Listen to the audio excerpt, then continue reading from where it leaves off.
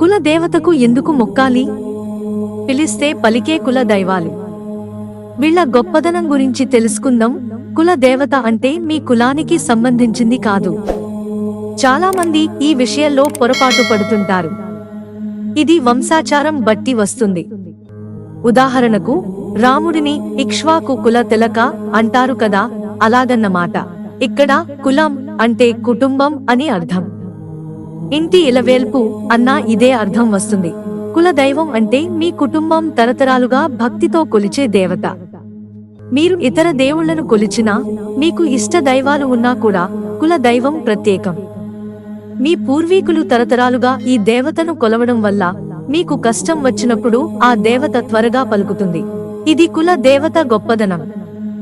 ఎవరైతే మరువకుండా వీరిని నిలుపుకుని ఇంట్లో పూజించుకుంటారో వారికి సకల సంపదలను ప్రసాదిస్తారని పెద్దలు చెప్తుంటారు. నేటి కాలంలో కుల దైవం ప్రాముఖ్యత.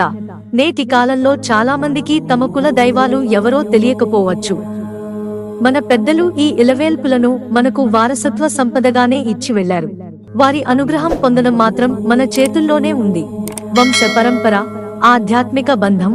కుల దైవాలు మన పూర్వీకులతో లోతైన ఆధ్యాత్మిక బంధాన్ని కలిగి ఉంటాయి.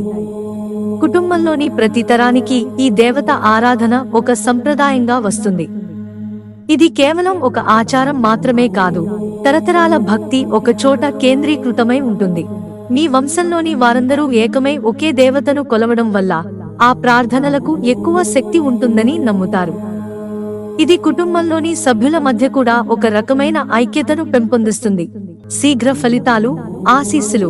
మీ పూర్వీకులు తరతరాలుగా చేసిన నిరంతర భక్తి, పూజలు వల్ల కుల దైవం ఆ కుటుంబంపై ప్రత్యేక అనుగ్రహాన్ని కలిగి ఉంటుంది. అందుకే మీకు ఏదైనా కష్టం లేదా ఆపద వచ్చినప్పుడు మీరు కుల దైవాన్ని ప్రార్థించినప్పుడు వారు త్వరగా స్పందించి మీకు సహాయం చేస్తారని నమ్ముతారు. ఇతర దేవతలను ప్రార్థించినప్పటికీ కుల దైవం తమ వంశానికి చెందిన వారికి మరింత త్వరగా సహాయం చేస్తుందని ప్రతీతి.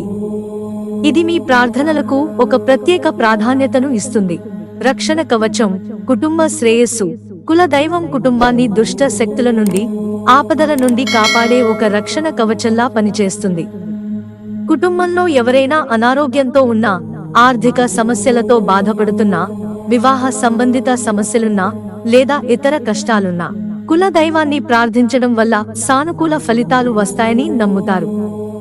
ఇది కేవలం ఆధ్యాత్మిక రక్షణ మాత్రమే కాదు, కుటుంబ సభ్యుల మానసిక స్థైర్యాన్ని కూడా పెంచుతుంది. సాంస్కృతిక వారసత్వం, గుర్తింపు. కుల దైవ ఆరాధన కేవలం మతపరమైనది కాదు, ఇది మన సంస్కృతి, సంప్రదాయాలలో ఒక అంతర్భాగం. కుల దైవాన్ని పూజించడం అంటే మన పూర్వీకుల వారసత్వాన్ని గౌరవించడం. ఇది కుటుంబ సభ్యులకు వారి మూలాలను, గుర్తింపును తెలియజేస్తుంది. ఈ ఆచారాలను పాటించడం ద్వారా భవిష్యత్ తరాలకు కూడా ఈ గొప్ప వారసత్వాన్ని అందించిన వారవుతారు. తద్వారా మన సంస్కృతి, కుటుంబ బంధాలు మరింత బలోపేతం అవుతాయి. మీ కుల దైవాన్ని తెలుసుకుని వారికి నిత్యం పూజలు చేయడం వల్ల మీ కుటుంబానికి శుభం చేకూరుతుంది. ఇది కేవలం విశ్వాసం మాత్రమే కాదు, మీ వంశ పరంపరను నిలబెట్టే ఒక గొప్ప బాధ్యత. మిత్రులారా, ఛానల్ సబ్స్క్రైబ్ చేసుకోవడం మర్చిపోకండి. ధన్యవాదాలు.